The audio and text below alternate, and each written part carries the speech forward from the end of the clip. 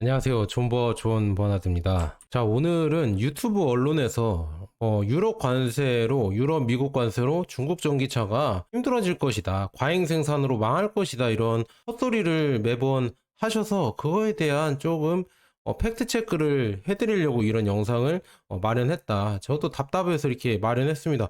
아니, 똑똑하신 분들이 왜 자꾸 조금 그냥 내러티브로 그 기사를 짜 맞추는 것 같아요. 그러니까 중국은 일단은 망해야 되고, 중국은 안 좋고, 중국 전기차는 관세로 다 망해야 돼. 이런 내러티브를 갖고 거기에 뭐 데이터와 거기에 기사를 찾아버리니까 그쪽으로 확증 편향이 돼버리는 것 같다. 그런데 실상은 그렇지가 않거든요. 그래서 중국 전기차의 지금 수준과 이 기술력이 지금 유럽보다 월등히 좋기 때문에 앞으로도 또 많이 팔릴 거라고 보고 있거든요. 그래서 그런 이런저런 얘기 한번 해드리도록 하겠습니다. 자, 한번 보도록 하겠습니다. 자, 미국 전기차 지금 미국에 상장한 중국 전기차 기업들이 저번 주 금요일 날 급등을 했습니다. 이번 주 금요일이구나.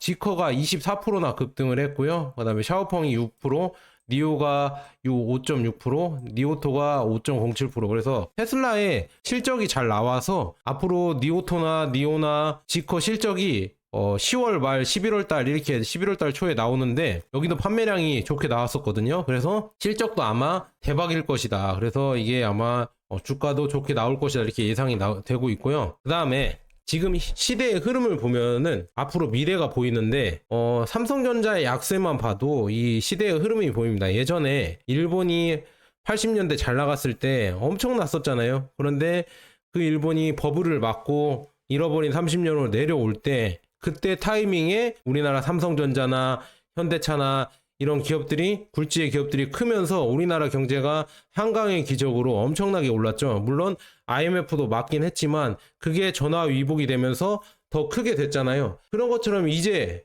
그 영광의 빛이 누가 볼 것이냐. 바로 이거 뭐 국내 지식인 분들이나 아니면은 뭐 유튜버 분들이 인정을 안 할 수도 있겠지만 저는 계속 밀고 있거든요. 중국이 이제는 이 시대의 흐름을 타고 있다. 지금 시대의 흐름은 중국이 이제 향후 5년 내에 대세가 된다. 저는 그렇게 보고 있습니다. 지금 제가 차이나 전기차를 투자하고 중국 전기차를 투자하면서 본의 아니게도 전기차 기술을 검색하다 보니까 최신 스마트폰이나 최신 이런 통신이나 최신 뭐 전자기기 그다음에 중국의 기술들을 검색해 보니까요. 야, 이거 진짜 5년 내에 이거 일 내겠구나. 이 보면은 느낄 수가 있다. 이제는 반도체까지도 이제 자립을 한다고 이렇게 나와 있잖아요. 그래서 반도체까지 자립을 한다고 하면은 5년 내에 진짜 일을 내겠구나. 그런 지금 생각이 든다. 그렇기 때문에 그리고 그냥 이게 전통적인 흐름인 것 같아요. 중국이 지금 교육열도 높고 그다음에 인구가 많잖아요. 그래서 교육 인구와 이런 인재들이 많아질 거란 말이죠. 그런 인재들이 뭐 하웨이나 아니면은 뭐 비아디, 샤오미 아니면 중국 기업들의 연구를 한다고 하면은 얼마나 많은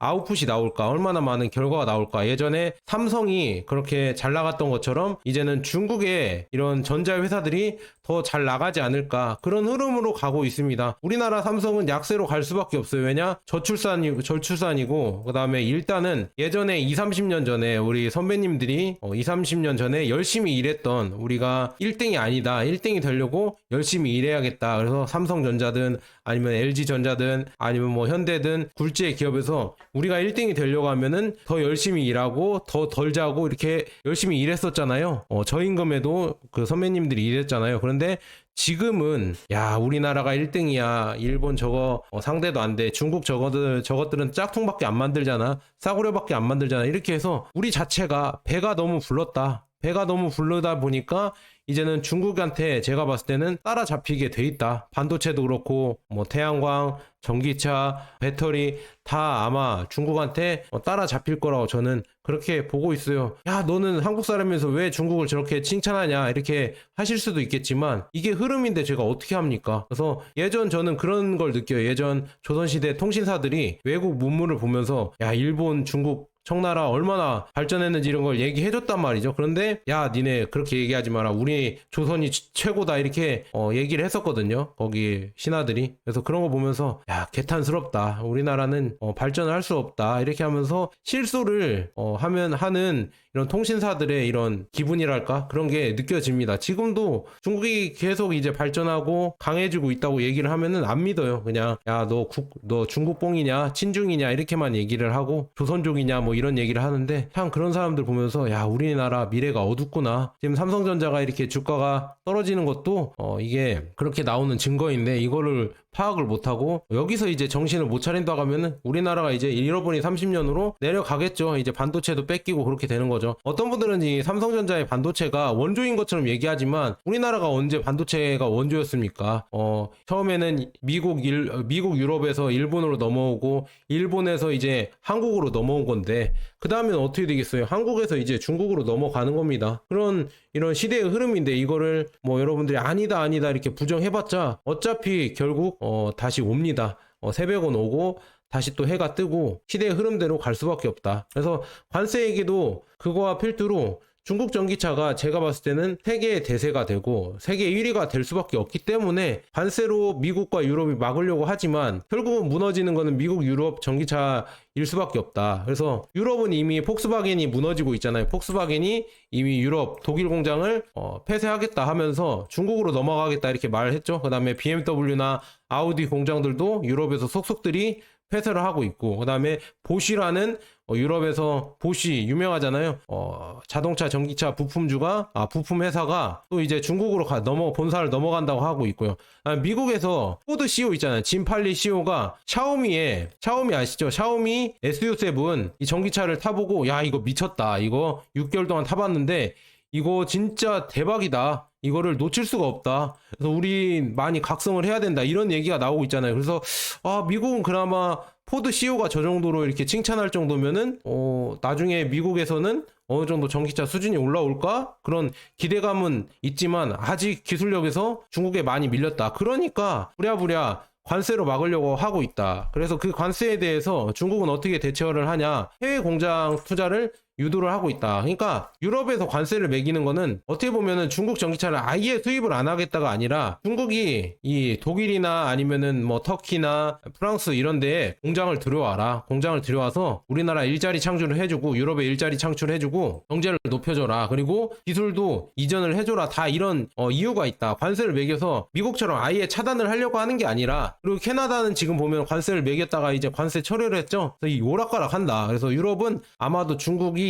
유럽 내 공장을 짓도록 유도하기 위해서 관세를 매기는 거다. 그래서 중국 자동차 제조업체는 9개국의 공장을 건설했으며 연간 생산 용량이 120만 대이다. 근데 이것을 26년까지 270만 대로 2배 이상 늘어날 거다. 이렇게 늘리려고 하고 있다. 이렇게 나오고 있거든요. 이 기사가 있습니다. 이 마이클 던 미국 전기차 전문가가 이렇게 얘기를 했거든요. 그런데 그 다음에 이 다른 사람 하켄 도구 이분이라고 해서 이분이 뭐 댓글을 남겼는데 비아디가 동시에 5개의 공장을 짓고 있다고 생각합니다. 전직 자동차 임원으로서 저는 그렇게 큰 프로젝트를 동시에 관리하는 것은 불가능하다고 말하고 싶습니다. 이게 전형적인 내러티브죠. 과잉 생산으로 비아디가 망할 것이다. 이렇게 다들 우리나라 지식인들도 생각을 하고 있지만 다른 분이 또 댓글을 남기네요.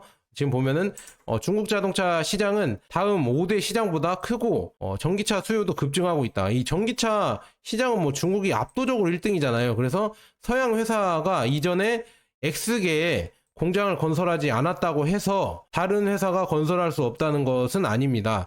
삶을 살아보세요. 그러니까 이게 뭐냐면 서양에서 못했다고 해서 중국이 못하는 게 아니다. 중국은 아예 내수 시장이 어마어마한 규모라서 관리를 무조건 잘 할 수 있다. 이렇게 얘기가 나오는 겁니다.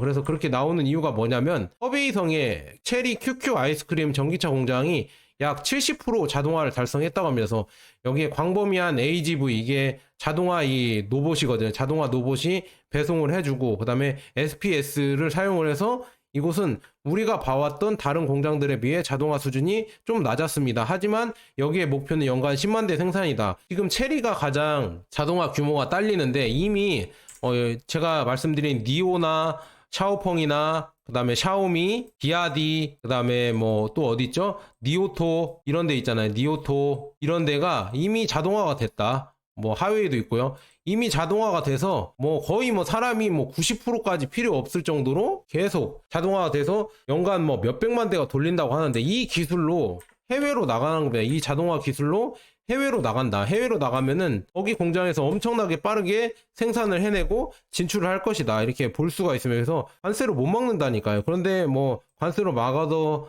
망할 것처럼 얘기하는 게 저는 웃기고요. 그래서 중국 전기차 관세를 이기기 위해, 그러니까 중국이 전기차 관세를 이기기 위해 생산량을 2배로 늘려 엄청난 규모로 확대하고 있다. 이 기사가 있는데요. 지금 쭉 한번 읽어드리도록 하겠습니다. 블룸버그 보도에 따르면 중국 자동차 제조업체들은 중국산 자동차에 대한 관세를 따돌리고 자동차 수요를 충족하고자 중국 외에 전체 공정 생산 용량을 2배 이상 늘리는 것을 목표로 하고 있다. 그래서 블룸버그에 따르면은 중국 자동차 제조업체에는 23년도에 120만 대였던 해외 공장 연간 생산 능력을 26년까지 270만 대로 늘릴 예정이다. 이렇게 많게 늘릴 거라고 나와 있고요. 미국, 유럽연합, 터키가 관세를 부과함에 따라 중국 기업들은 스탬핑, 용접, 도장, 최종 조립 등 자동차 생산의 4가지 주요 단계를 모두 포함하는 풀 프로세스 제조에 엄청난 투자를 하고 있습니다. 제작 비용이 많이 들지만 예를 들어 자동차의 핵심 부품을 중국에서 제작한 다음 해외로 배송하여 조립하는 녹다운 조립에 비해 생산 용량이 높습니다. 그래서 이렇게 원래는 녹다운 조립을 했지만 이제 전체적으로 이제는 생산량을 다해서 높일 것이다 이렇게 나와 있고요. 블룸버그 보고서에서 중국의 전기 자동차 시장이 포화 상태에 이르면서 국내 경쟁이 심화되고 생산 능력이 과잉되면서 과잉 생산이죠. 중국 전기 자동차 브랜드는 새로운 성장 시장을 찾아 해외로 진출하고 있습니다. 이거 해외로 진출하고 있고요. 유럽에 조금 미미하지만 지금 동남아나 아니면은 뭐 어디죠? 뭐 일본, 호주, 그다음에 남미, 중동, 아프리카에 다 진출을 하고 있다 이렇게 볼 수가 있고 중국 자동차 제조업체에는 9개국의 풀 프로세스 제조 공장을 건설했으며 23년도 기준 연간 생산량이 120만 대 그래서 이제는 270만 대 2배가 될 것이다. 그래서 비아디는 중국 국영기업인 체리, 창안, GAC, 그 다음에 상하이 자동차 SIIC, 사익과 함께 23년도부터 8월 말까지 태국, 인도네시아, 브라질 등 해외 공장을 위한 10개의 신규 또는 확장 프로젝트를 발표했습니다. 물론 중국 자동차 제조업체는 전 세계적으로 확장을 하고 있으며 비아디와 지리 소유의 그러니까 비아디와 지리의 소유의 볼보가 유럽 확장을 주도하고 있습니다. 비아디는 헝가리 공장을 건설하고 있으며 터키에 또 다른 공장을 건설한다고 발표했는데 이를 통해 유럽, EU에 접근할 수 있습니다. 그 다음에 스페인, 이탈리아, 폴란드가 투자를 추진하고 있으며 지리, 동펑, 샤오펑 같아요. 샤오펑이 유럽에서 미래 공장의 위치를 찾고 있다. 그래서 이렇게 진출을 할 것이다. 그래서 못 막습니다. 제가 봤을 때는 이게 막을 수가 없고요. 애초에 유럽 자체의 산업이 무너지고 있는데요. 지금 중국 배터리 제조사 S볼트 있거든요. S볼트가 유럽 사업 중단을 확정했다. 그래서 S볼트는 왜 확정했냐? 유럽 지금 시장이 녹록지 않다. 유럽 애초에 자동차들이 원래 써줄 것 같던 자동차들이 이제 녹록지 않아서 이제는 철수를 하고 있다. 그냥 중국으로 가야겠다. S볼트는 워낙 좀 영세하기도 하고 이런 캐파가 좀 적기 때문에 유럽 이런 수요로는 기대 부응이 안 되니까 그냥 어려운 결정으로 유럽에서 철수를 하겠다. 그래서 유럽 전기차 시장이 이렇게 낮다, 이렇게 적다. 그래서 이렇게 철수할 정도면은 유럽의 전기차 시장 아예 다 죽어가고 있고 중국이 이 시장을 아마도 장악하지 않을까. 비아디나 아까 지리나 이런 데가 장악하지 않을까 이렇게 볼 수가 있습니다. 그 다음에 중국의 무서운 점은 뭐냐면은 싸게 만든다. 관세를 매겨도 싸게 만들어 보니까 무섭다. 그래서 중국에서 10만에서 20만이야. 이게 얼마냐면요. 거의 1.9를 곱하면 되는데요. 그러니까 1000만 원 후반대에서 거의 2천만 원 후반대 차량이 나옵니다. 거의 4천만 원이라고 봐야 되나? 아니구나. 4천만 원대, 그러니까 1천만 원 후반, 그러니까 2천만 원대에서 4천만 원 사이거든요. 이 사이에 지금 이 SUV 세단이 나오는데 이것도 많이 만들고 많이 판다. 지금 이렇게 많이 나온다 이렇게 볼 수가 있으면서 위안 플러스, 위안업, 송 플러스 이런 게 3대 보유 SUV 지금 비아디에서 이렇게 많이 팔린다고 하거든요. 이렇게 싸게 만들어 보니까 싸고 좋게 만들어 보니까 수출이 안 들려야 안 될 수가 없다. 그리고 인도네시아 전기차 시장에서도 지금 비아디의 판매량이 2,000대를 돌파했다. 그래서 8월에는 3,000대 가까이 팔았다 이렇게 나와 있고요. 상위 5개 모델 중 3개의 모델이 M6 아토3, 그 다음에 실이 포함되어 있다. M6는 E6 개량된 버전으로 공간이 매우 넓고 가격도 저렴하다. 인도네시아 공장은 26년 초에 생산될 예정이다. 이렇게 빠르게 비아디가 많이 팔려고 진출하고 있다. 많이 팔리고 있다. 이렇게 인도네시아에서 이렇게 순수 도매 판매량을 이렇게 뛰어넘고 있다. 볼 수가 있고요. 그다음에 유럽 전기차 기술이 어떤 게 좋냐 저한테 이렇게 물어보시면은 그냥 뭐 동영상을 몇 개 틀어드리면서 아 이렇게 좋구나 짧게 설명이 가능할 것 같습니다. 일단은 뭐 이 자율주행 소프트 기술만 해도 지금 뭐 거의 뭐 테슬라랑 비슷비슷해졌다. 지금 여기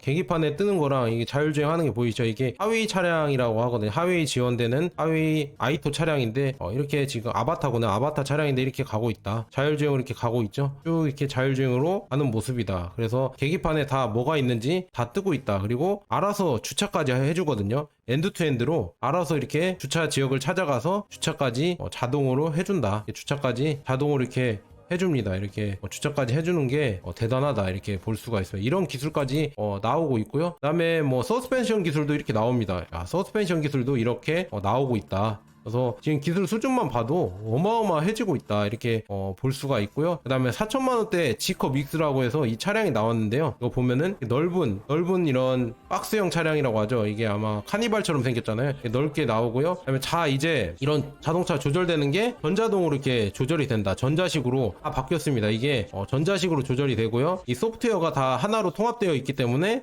지커에서도 보면은 이런 태블릿으로 다 조절이 가능하다. 이런 여러 가지 기능을 보면서 이걸 과연 따라갈 수 있을까? 그리고 자율주행이나 드론 이런 배달 기술 뭐 이런 기술까지도 다 더해지고 있는데 과연 이거를 따라갈 수가 있을까? 저는 의문입니다. 그래서 유럽이 과연 이런 걸 따라가서 좋은 전기차를 만들까? 그래서 저는 뭐 유럽 진출을 당연히 한다고 저는 보고 있습니다. 그래서 지금 뭐 관세로도 못 막는다 이렇게 말씀드리고요. 그 다음에는 뭐 지금 하이브리드 기술도 이렇게 나오고 있어요. EREV라고 해서 주행 연장형 이런 하이브리드 기술도 요즘 전기차가 좀 주춤하니까 하이브리드로 가고 있잖아요. 이 하이브리드 기술도 중국이 거의 이제는 패권을 잡을 것 같다. 그래서 하이브리드 기술인데 이 AI, 이 칩으로 전자식으로 다 조절할 수 있는 하이브리드 기술로 열 효율이나 아니면은 뭐 이런 최대 효율도 낼 수 있다. 이런 전자식으로 다 관리하기 때문에 열 효율과 최대 효율까지 잡을 수가 있다. 그래서 이렇게 지금 여러 가지가 나오는 거 보면서 과연 중국 전기차를 이런 걸로 막을 수가 있을까 이렇게